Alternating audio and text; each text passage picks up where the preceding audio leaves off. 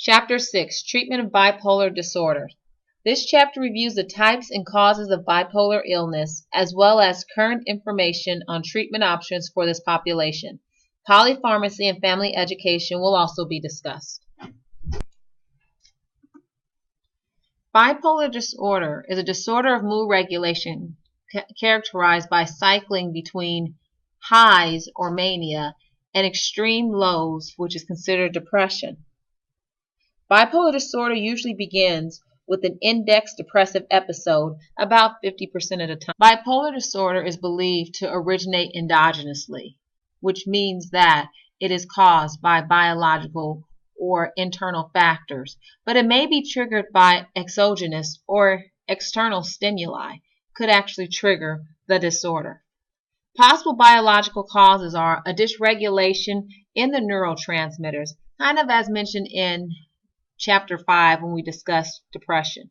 Abnormal permeability of the postsynaptic membrane, which could possibly mean that the postsynaptic membrane is not allowing the neurotransmission to come through normally as it would in a person who does not have the disorder, as well as there's organic causes to bipolar disorder. Medication and other substances may cause or worsen manic symptoms.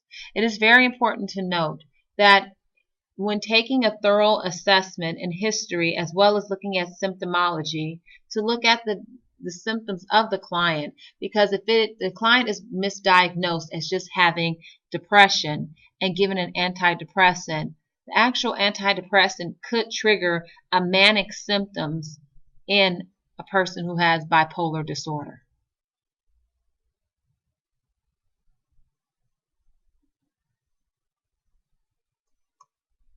Rapid cycling is looked at as 4 or more episodes of mania and depression in a 12-month period, and it may be caused by the use of antidepressants.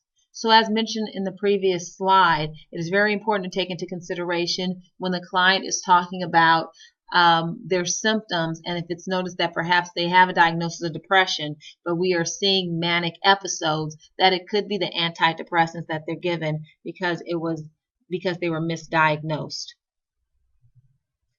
Within the bipolar spectrum, there are many types of bipolar spectrum disorders.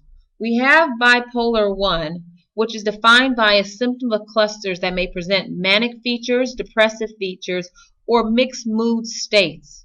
Bipolar 2 is similar but limited to hypomanic states only.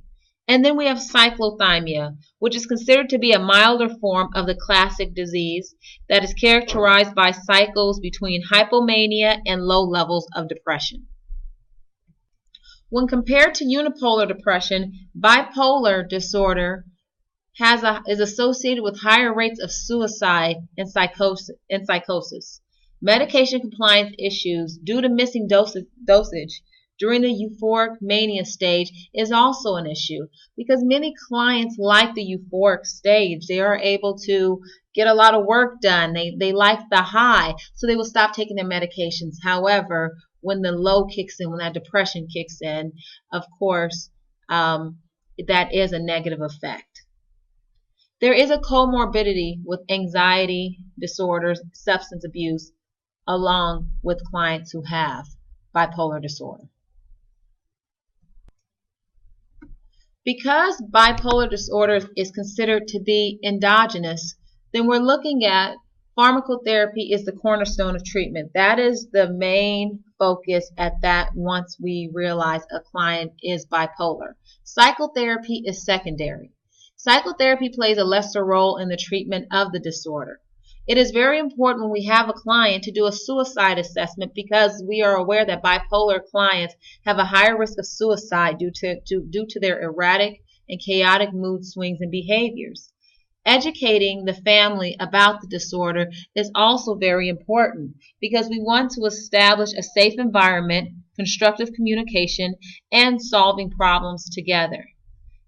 Clients, it is very important for them to understand the illness, accept the diagnosis, and learn to manage the chronic nature of the disorder, as well as helping them understand how important medication compliance is.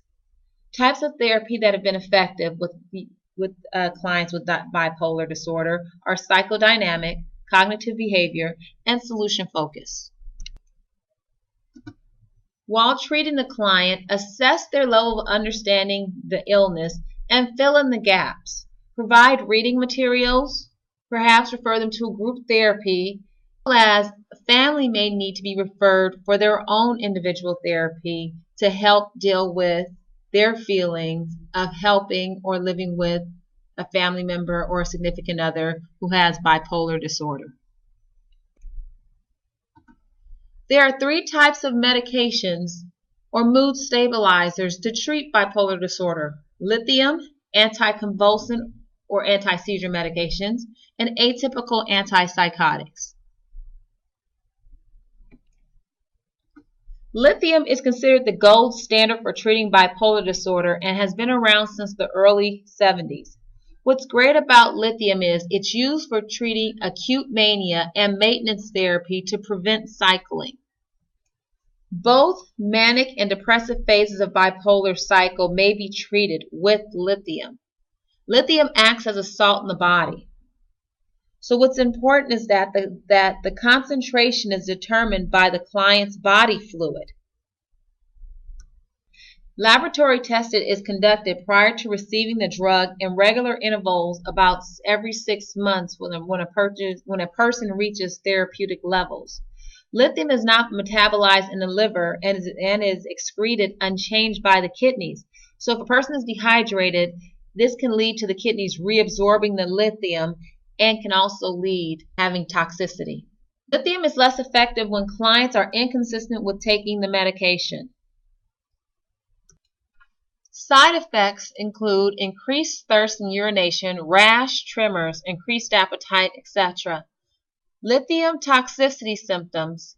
When we look at that, we're looking at ataxia, poor concentration, slurred speech.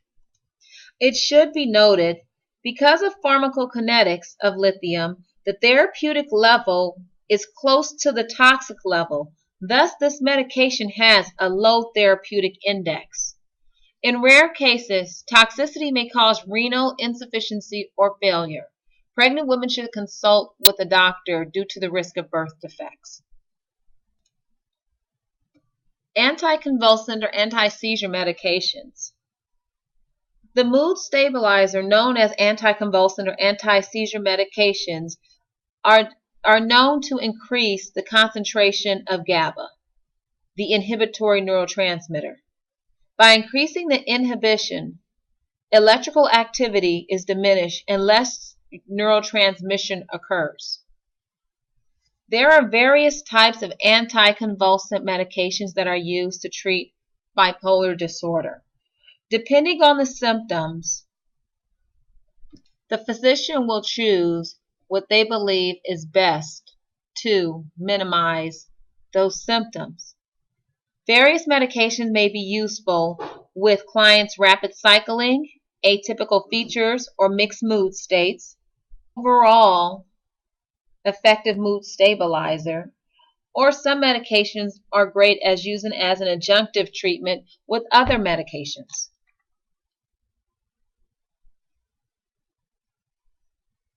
It is also important to take into consideration when physicians prescribe medications are the side effects. So if it's a client who might have weight issues, they might stay away from mood stabilizers where one of the main side effects is weight gain.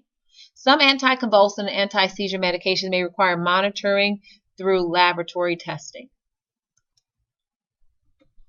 Antipsychotics. Atypical antipsychotics are used to treat acute mania, psychosis, depressive phase, and mixed episodes. As mentioned with the other medications, depending on the symptoms that the client is showing, the physician will choose the appropriate medication to address those symptoms.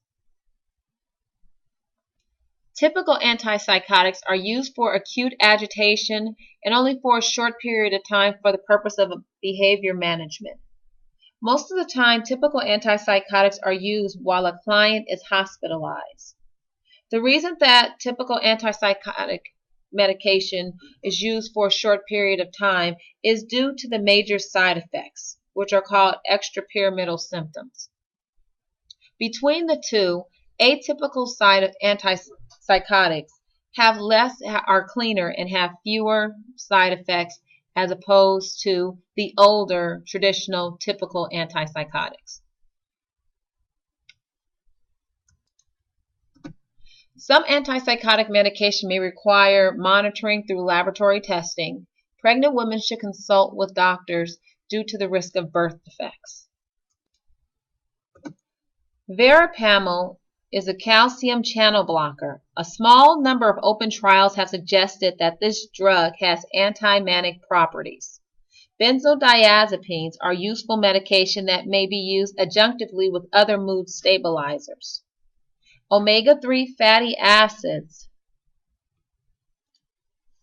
are believed to be helpful when taken in combination with lithium as compared to taking lithium alone. And electric convulsive therapy, ECT. As mentioned in Chapter 5, in some severe manic patients, as we discussed in Chapter 5 with severe depressed patients, those who are unresponsive to medication, a course of electroconvulsive therapy is appropriate. During the depressed phase of the illness with suicidality present, ECT may be an option for a rapid response. Depending on the client's symptoms, there are various protocols as well as how resistant they are or receptive they are to treatment. Based on these outcomes, you will find on page 44 through 46 treatment resistant and protocols for mania, depression, and mixed mood states.